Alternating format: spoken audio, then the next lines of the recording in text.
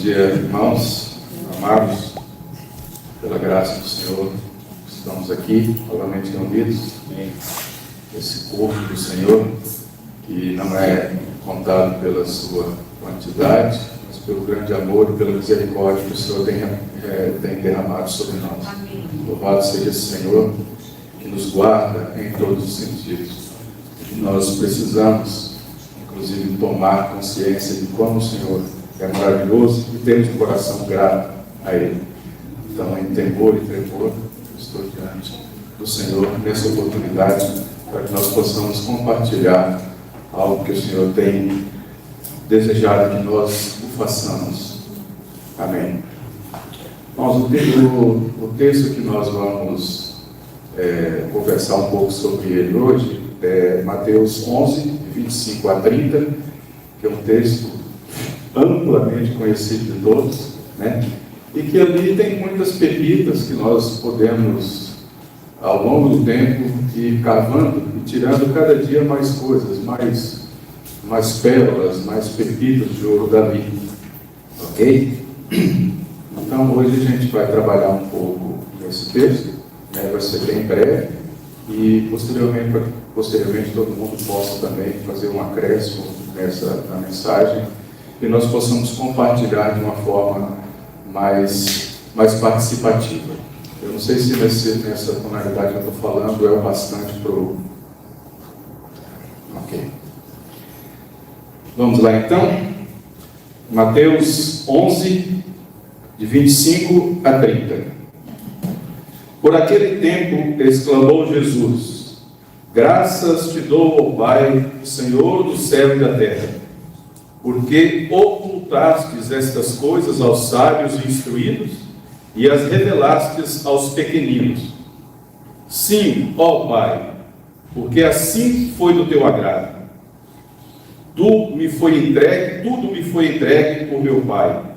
Ninguém conhece o Filho senão o Pai, e ninguém conhece o Pai senão o Filho, e aquele a quem o Filho o quiser revelar. Vinde a mim, todos os que estáis cansados e sobrecarregados, e eu vos aliviarei.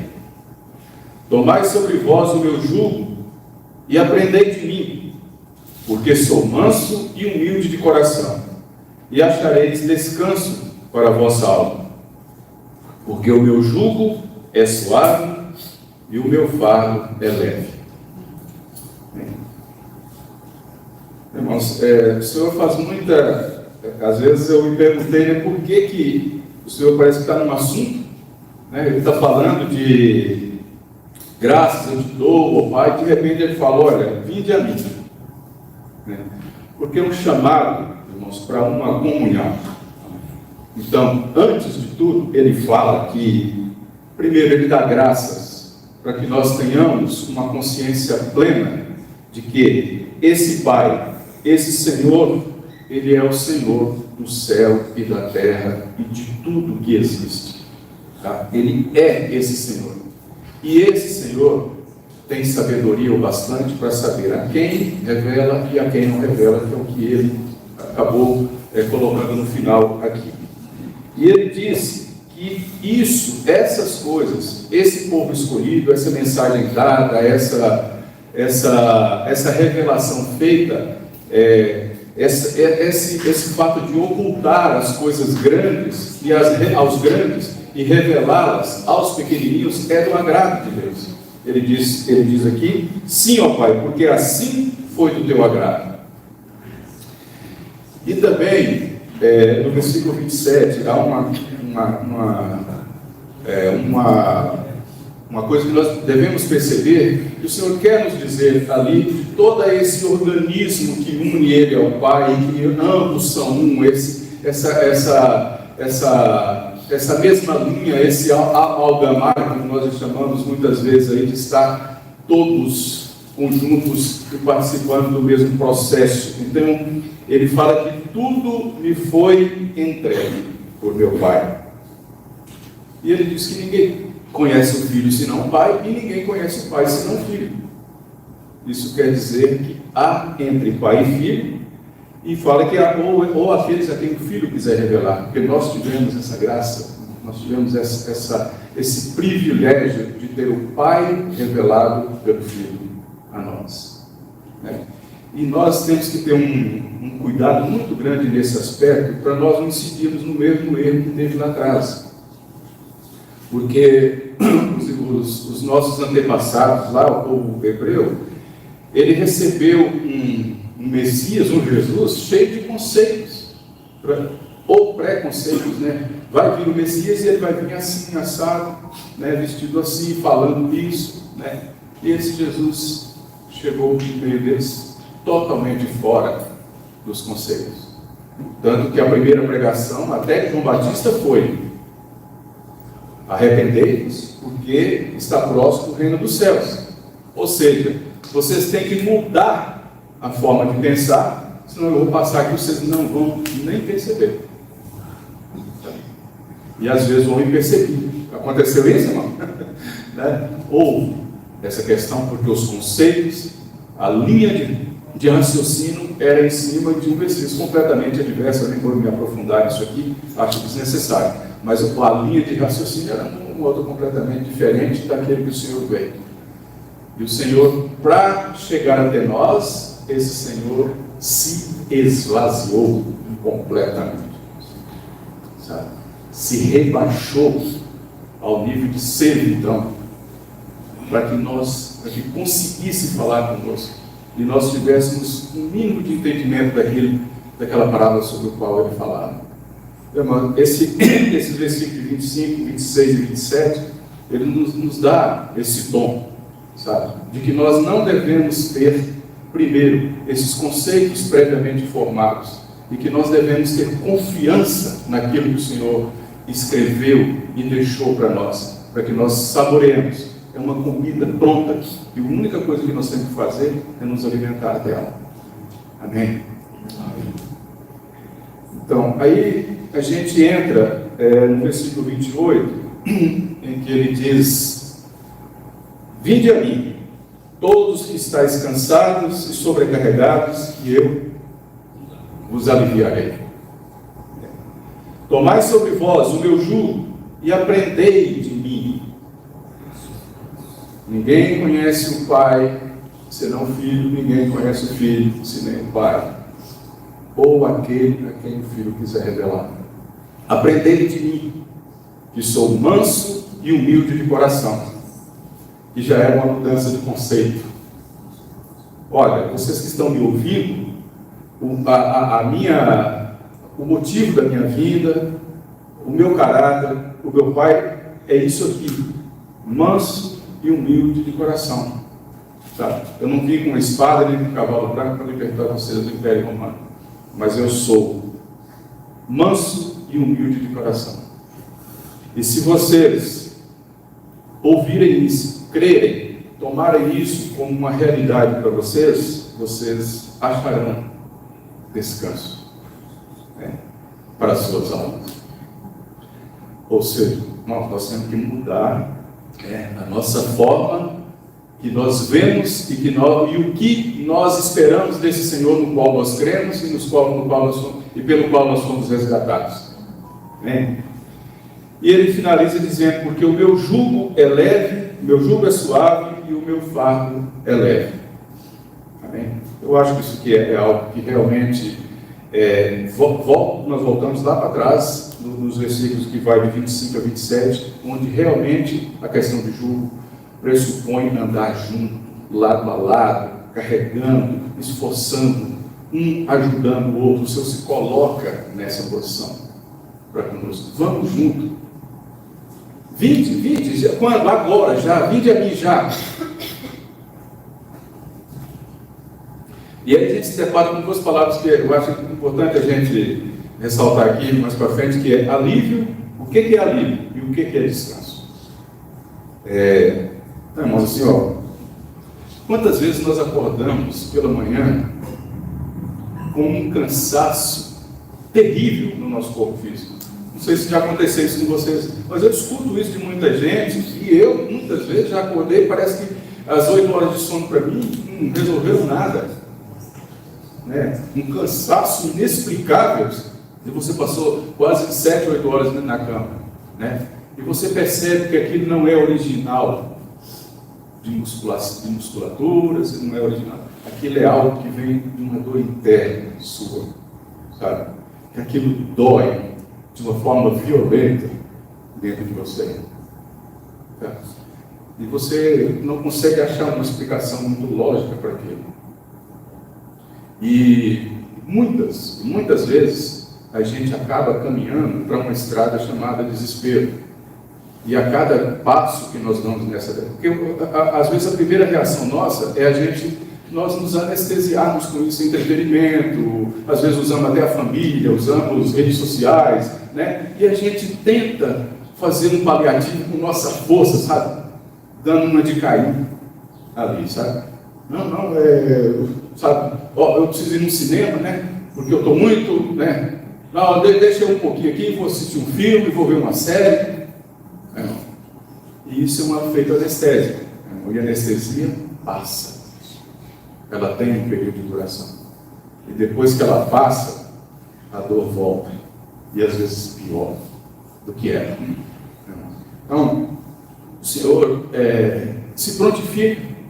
Ele diz, olha, se você está muito carregado, vem a mim.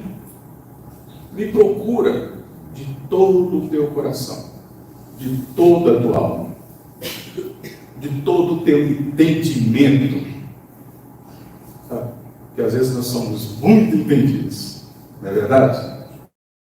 Às vezes nós colocamos fulano, beltrano, ciclano, e nós arrumamos um monte de alternativas aqui e não colocamos o Senhor como prioridade.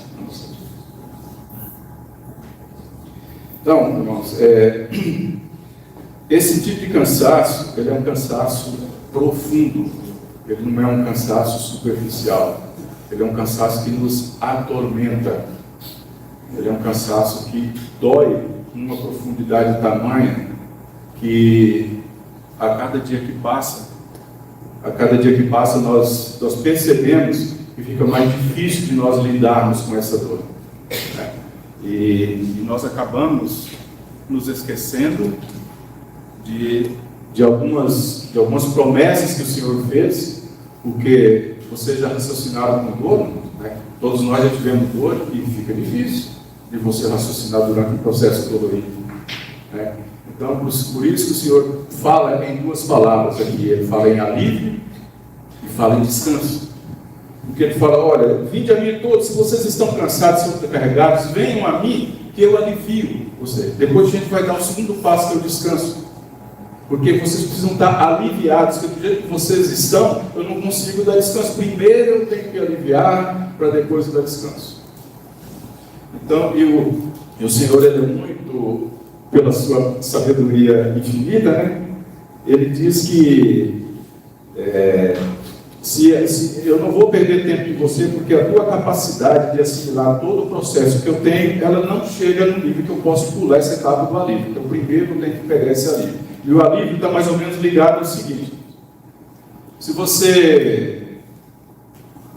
se alguém caiu no lago Igapó aqui, e está afogando, e você nada razoavelmente bem, e a pessoa está se afogando, você também se atira e vai salvar essa pessoa enquanto o corpo de bombeiros vem. E você vai lá, sustenta essa pessoa e vai tirando, aí o corpo de bombeiros vem, né? E você já está quase terminando suas forças ali, aí o corpo de bombeiro vem, pega a pessoa, né? E você sente um alívio. Mas o descanso, por causa desse esforço, vai demorar 3, 4 dias para você realmente estar descansado, porque o teu emocional foi muito exigido e o teu esforço físico também muito nessa batalha. Então, essa questão de nós temos realmente o primeiro impacto de nos aliviar, para posteriormente a gente gozar desse descanso, é uma coisa muito importante, e o Senhor menciona as duas coisas aqui nessa passagem, né? Em 28 ele fala que vinde a mim que eu vou te aliviar, e depois ele diz, se você tomar sobre nós o jugo dele, e aprender que ele é manso, humilde de coração, isso nós temos que aprender, né? Aí sim nós vamos achar o descanso. Amém? Então, esse processo do nosso sofrimento hoje, eu acho que isso aí é um assunto que está muito latente, isso aí não dá para esconder isso. E eu estou aproveitando aqui até uma mensagem do Elcio, há 2 domingos atrás, em que ele falou que nós precisamos ver o invisível. É uma palavra riquíssima. Eu recomendo quem tiver a oportunidade de voltar naquela mensagem, porque ela é riquíssima. Então ela me inspirou a ir aqui, porque realmente aquela fé no invisível, que foi falado há 2 reuniões atrás, é que vai gerar esse alívio e esse descanso. Nós precisamos dessa fé e dessa comunhão com o Senhor. E isso não vai estar aos nossos olhos, isso não vai estar palpável, isso vem pela fé. Amém?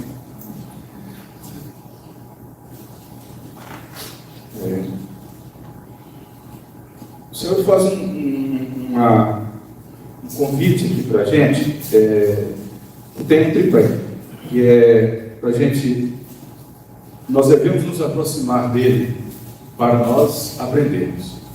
Com distância, irmãos, dificilmente a gente vai aprender do Senhor essa recomendação dele aqui, que nós temos que aprender, que ele é manso e humilde de coração.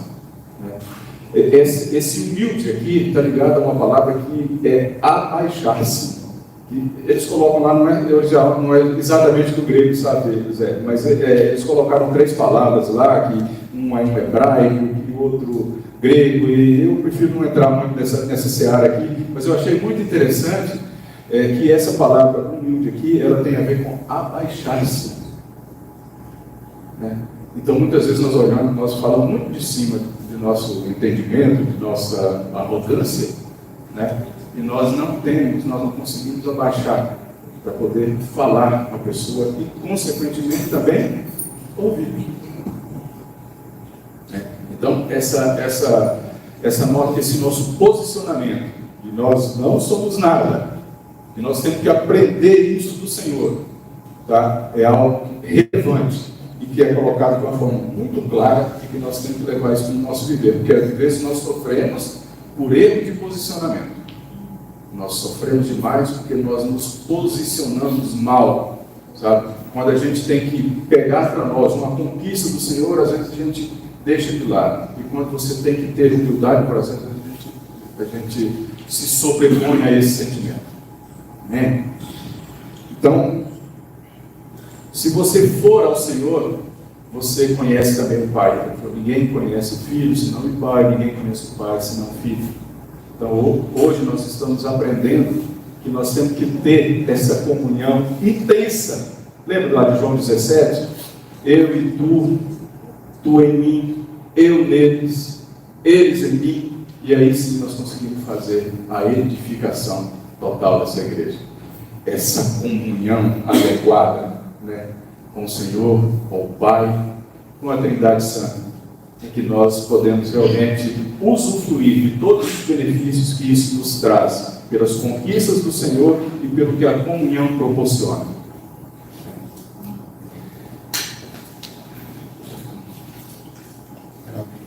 Mas eu queria só que a gente lembrasse um pouco, os irmãos com um pouco de paciência comigo, sobre essa questão do alívio e do descanso, para que nós possamos ter isso de uma forma mais clara para a gente. Então eu queria chamar os irmãos para nós irmos aí em 2 Coríntios 7:5, se não me falha aqui a memória, para a gente poder ter isso, para quem quiser depois colocar isso de uma forma mais prática, né?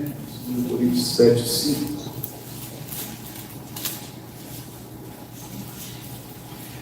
Ele está falando só sobre 2 Coríntios 7:5, diz que porque chegando nós a Macedônia, nenhum alívio tivemos. Pelo contrário, em tudo fomos atribulados, lutas por fora, temores por dentro. Porém, Deus, que conforta os abatidos, nos consolou com a chegada de Tito.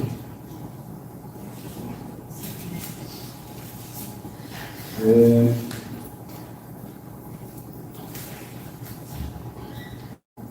1 Samuel também, como a gente está fazendo 1 Samuel aqui à noite, eu acabei pegando um versículo dele, que é 1 Samuel 16, 23.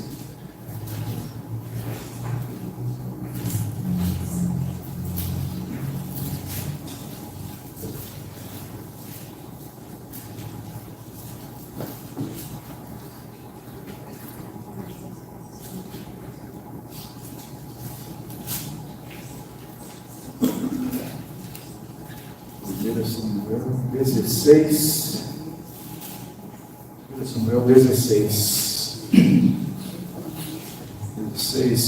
23. E sucedia que quando o espírito maligno da parte de Deus vinha sobre Saul, Davi tomava a harpa e a dedilhava. Então Saul sentia alívio e se achava melhor, e o espírito maligno se retirava dele.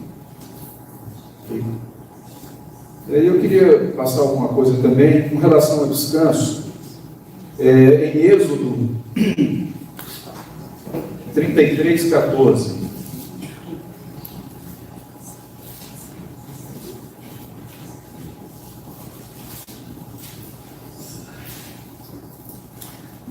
Vamos fazer um contexto melhor aí.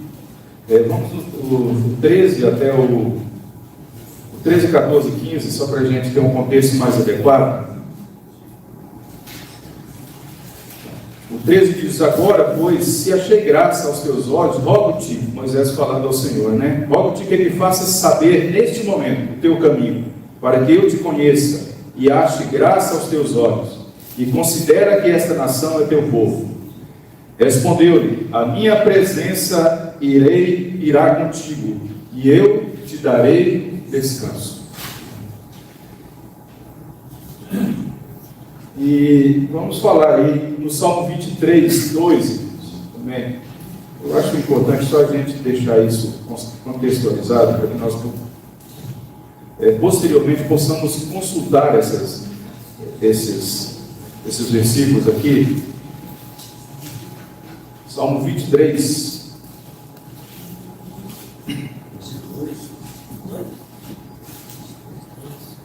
23, 2.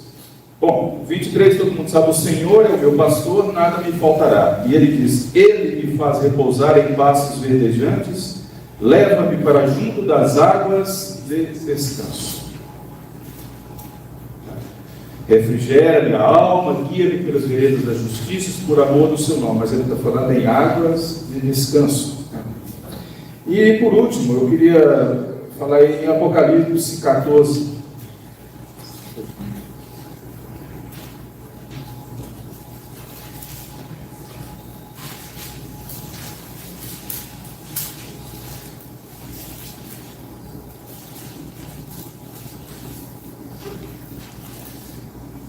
Então ouvi uma voz do céu dizendo: escreve, bem-aventurados os mortos que desde agora morrem no Senhor. Sim, diz o Espírito, para que descansem das suas fadigas, pois as suas obras o acompanham.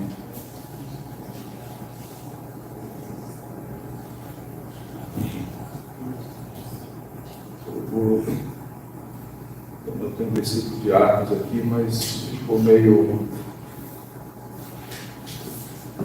Bom, irmãos, assim, tem mais alguns versículos aqui, mas eu acho até que pelo adiantado da hora a gente não vai precisar tocar nisso aqui. Mas o que a gente percebe, irmãos? Eu li vários versículos que falam de alívio e de descanso. E o que a gente percebe é que o alívio é algo um tanto quanto superficial. Sabe? É tipo você pedir uma ajuda para uma pessoa. Quando eu preciso de uma ajuda, eu posso pedir para o Hélio, para o Valquírio, para o Alexandre, para a Márcia. Mas se eu preciso de um descanso, eu tenho que pedir para alguém que esteja mais próximo. porque isso é uma coisa mais trabalhada, que requer mais tempo e requer mais esforço. Em todos os lugares onde foi falado sobre descanso, aqui foi falado mais no sentido de alguém que esteja um pouco mais próximo, tenha um pouco mais de comunhão. E há algum tempo atrás, a gente leu um livro chamado Permanecer em Cristo, do Alder Murray, e eu vi alguma coisa que eu achei muito interessante, porque o que a gente percebe é que esse descanso existe, ele é próprio para nós, ele está disponível para nós, mas você tem que ter proximidade, você tem que ter conhecimento, você tem que estar numa esfera que é maior do que simplesmente ir lá e visitar de vez em quando. Então você precisa estar, que a gente chama aqui, o que o Senhor nos chama para Ele, né? Vinde a mim. Então, não é só uma questão de você ir ao Senhor, mas é uma questão de você permanecer no Senhor. Então, essa questão da permanência é um grande desafio para nós, né? Porque a gente entra e sai daquela porta lá 500 vezes por dia, né? E eu li uma coisa que me deixou muito consolado, porque, irmãos, permanecer no Senhor não depende uma vírgula de nós, é tudo obra dele. Então, se depender da nossa capacidade de estar diante do Senhor, ter essa comunhão com Ele, com a adequação necessária, com o tempo necessário, com a regularidade necessária, não vai rolar, né? Como diz a juventude aí. Mas isso é algo do Senhor. Isso é uma coisa, é um desejo dele. Sabe? Ter comunhão conosco é um desejo dele. Ele quer ter essa comunhão conosco. Então aí, a gente não está mais brincando com os nossos desejos, mas o desejo é do Senhor. Porque você precisa ter disponibilidade para isso só. Tá? E às vezes, irmãos, a gente coloca isso em um patamar muito elevado. Sabe? E nós esquecemos que o Senhor conquistou isso por nós. Lembra lá? Se esvaziou, fez-se servo, esqueceu a deidade, ignorou ela, para poder nos dar esse acesso. Isso foi feito já, não depende de nós. E também foi citado um versículo nesse livro que me chamou muita atenção e que deixou meu coração muito tranquilo.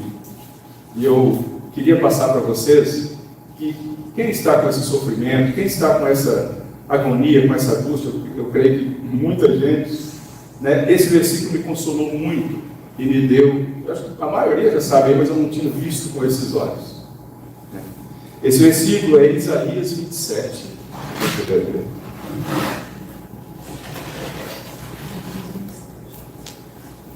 Versículos 2 e 3.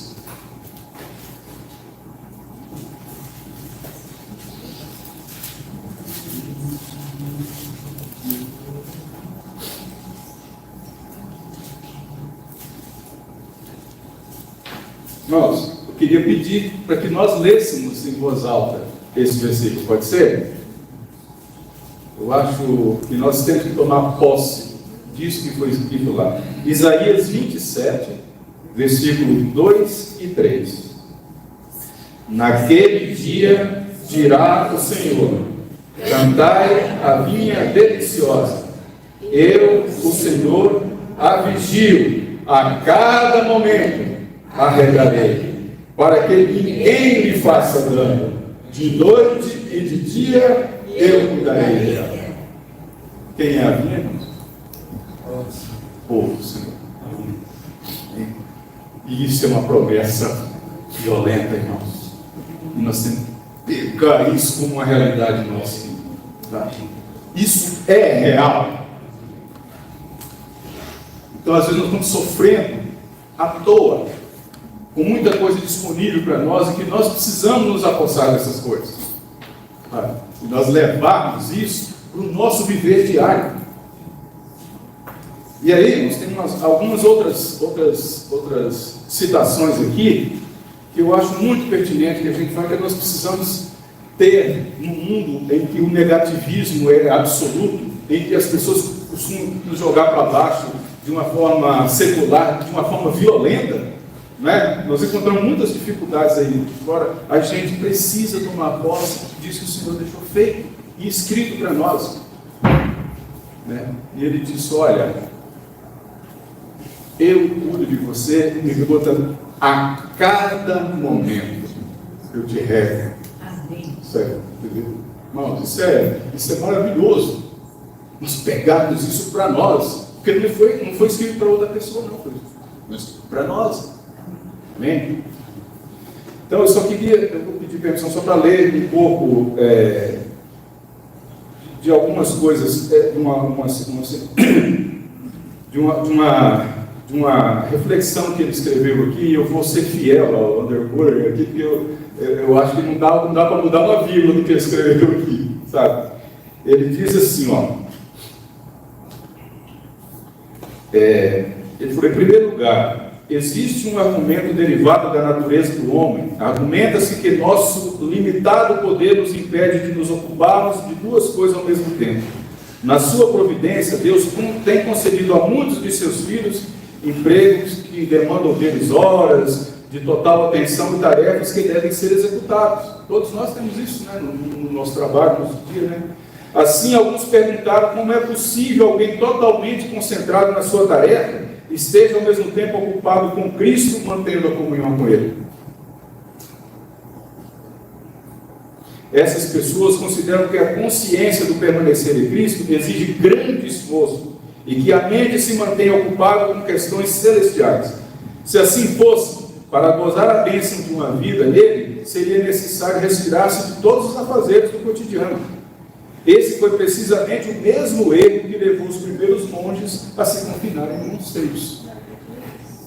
Nós temos as nossas ocupações diárias e nós não precisamos largar das nossas ocupações diárias para ter a comunhão com o Senhor em tempo integral, sabe? Porque isso não depende de nós. Isso é misericórdia do Senhor. Ele quer isso para nós. Nós precisamos nos render apenas: Senhor, eu quero ter essa comunhão contigo.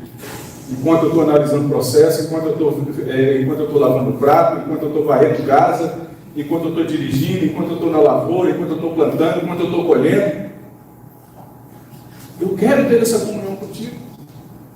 Ele cita um exemplo aqui. Pense num pai de família que por algum tempo se ausenta de seu lar a fim de prover o que os seus amados precisam. Ele ama sua esposa e ama seus filhos e deseja muito voltar para eles. Por muitas horas é possível que tal homem esteja tão ocupado que tenha sequer um momento de pensar neles. Mas isso quer dizer que ele não ama? Isso quer dizer que ele esqueceu? E, no entanto, o seu amor por eles é tão profundo e real quanto aqueles, né, naqueles momentos em que pode ver o seu rosto. O amor dele não muda de patamar porque ele está fazendo o trabalho dele, sabe? Então, isso me deixou muito tranquilo também, porque às vezes a gente se culpa muito por isso. Eu trabalho demais, né, eu me dedico demais, eu não faço isso, não faço aquilo. E claro, nós estamos falando de um âmbito de total conexão com Deus. E que isso depende apenas do seu querer. Se você realmente se render, isso é necessário, eu preciso do Senhor. Eu preciso dessa comunhão. É só o que basta para Ele. Tá? Porque isso, como volto a dizer, isso não depende de nós. Né? Isso o Senhor deseja isso ardentemente. E isso tem explícito em muitas palavras dele. Se nós formos lá em João, por exemplo, quantas vezes no capítulo 15 e 17 ele diz permanecer em mim, permanecer em mim. Quantas vezes João repete isso no evangelho dele? Isso por que ele estava brincando? É porque isso é um desejo de Deus. Porque nós fomos criados para isso, para ter essa comunhão, essa junção, essa partilha, né? Esse mesmo lugar, esse mesmo interesse, né? E Deus está nos levando para isso. Então, essa dificuldade que nós, às vezes, alegamos no nosso interior. Eu não tenho como eu manter uma comunhão com Cristo, porque eu trabalho mais, né? E eu não consigo, a minha cabeça, né, não depende de você. O que depende de você é uma rendição total, ou seja, um reconhecimento que você precisa dele. Coloca-se diante do Senhor e diz: Senhor, eu preciso do Senhor. Agora, daqui para frente, o Senhor faz, conduz o meu coração, fala comigo, coloca pessoas e vai ter. Irmãos, e a partir do momento em que a gente tem uma experiência depois relatada por ele, muito interessante, e depois que você começa a ter essas questões de que você confia plenamente de que o Senhor tem interesse por você, que o Senhor se interessa pela tua família, pelo teu trabalho, por tudo que você faz, sabe? Só que Ele quer que você faça tudo isso em comunhão com Ele, sabe? Você não precisa fugir dele para poder trabalhar, sabe? Você pode fazer com Ele junto, tendo comunhão, sabe? E deixar que o Senhor... Vai ter hora, obviamente, você não vai nem se lembrar disso aí, mas Ele, o bastante dele é que você disse para Ele que você realmente reconhece que precisa dele. Irmãos, eu creio que esse versículo de Isaías é um versículo que vai ficar na minha cabeceira, tá? A partir desse momento, porque o Senhor falou algo tremendo. Ele disse: olha, eu, Senhor, a vigio a cada momento, sabe? Não é deixado de lado, hoje eu vou cuidar da Nancy, amanhã eu cuido da Dinéia, depois eu cuido do Sérgio. Não, cada um de nós, a cada momento, sabe? Não é hoje e amanhã, é a cada momento. Isso tem peso, isso é diferente, né? Os nossos tropeços, quando nós caímos, né? O Senhor diz: olha, esse momento eu estou aqui te erguendo, sabe?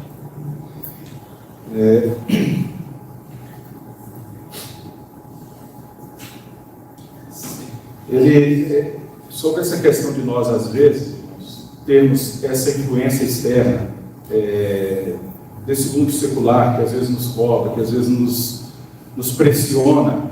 Ele falou, o Moreira colocou alguma coisa também, falando a respeito disso, que eu achei muito interessante da parte dele, né? Ele diz: aquele que colocou a bênção ao seu alcance, certamente o levará a tomar posse dela. Aquele que colocou a bênção sobre o seu alcance, certamente o levará a tomar posse dela. Amém? Irmãos, então eu penso que o Senhor hoje está nos dando uma clareza com relação aos nossos sofrimentos, principalmente os psicológicos, aos nossos comportamentos, principalmente com relação aos irmãos, e a nossa linha de raciocínio com relação às Escrituras, onde nós devemos ter proximidade, que a forma de você manter essa proximidade com o Senhor é através das Escrituras, né? Essa conversa com Deus é feita através dela, e na comunhão com os irmãos. Então, o Senhor hoje nos abençoe cada dia mais, e que isso possa ser algo de aplicabilidade diária na nossa vida, e que nós não carreguemos essas culpas, essas coisas que o mundo secular nos impõe, né? Nos acusando de que nós somos isso, que nós somos aquilo, quando na verdade nós temos um Deus que cuida de nós todos os dias, momento a momento, nos ajudando. Basta que nós reconheçamos que a gente precisa dele. Louvado seja nosso Senhor Jesus Cristo. Vou deixar aqui para os irmãos completarem o assunto, pegando a sessão. Amém?